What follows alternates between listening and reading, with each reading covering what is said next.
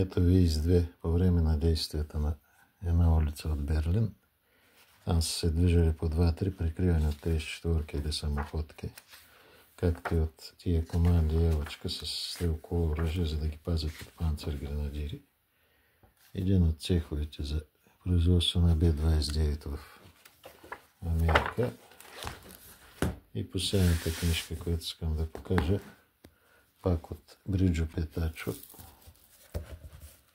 Тук е дадено едно изображение на Хетцер, разбира се, можеше да види по-обстойно тия неща, но ето тук са и тия панцер-гренадири при защита на Берлин или тия, които окупират Прага, дето са водени тежки боеве. Ето за Хетцера, който Яхт Панцер Хетцер 38Т стъпва на ходата част на танк Шкода Лекнак, създаден от руския конструктор Сурен Бело, емигрант в Чехия, който последствие работи и за ЧССР.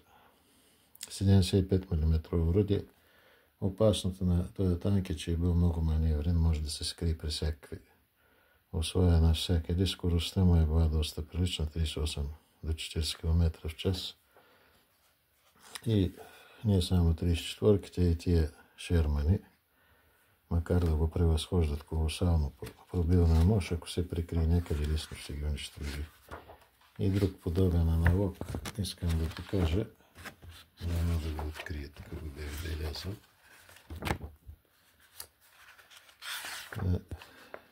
Различни картинки. Трябва да ги проследим всичките.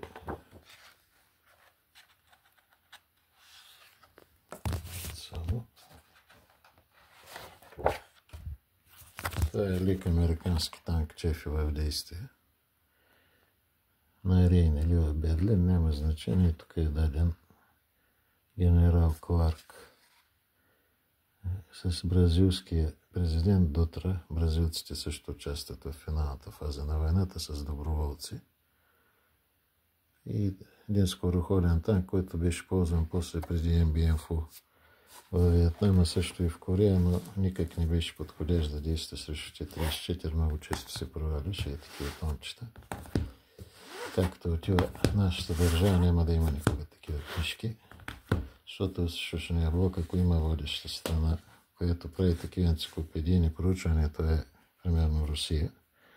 А тук италианците, колкото един куцаше материята, са сложили такива изображения, че няма как да не се възхищаваш на такива книжки. Аз ги купих почти на безценица за 20 и няколко евро всички томчета и ги принесох от Италия, за да ми служат за писане на книги.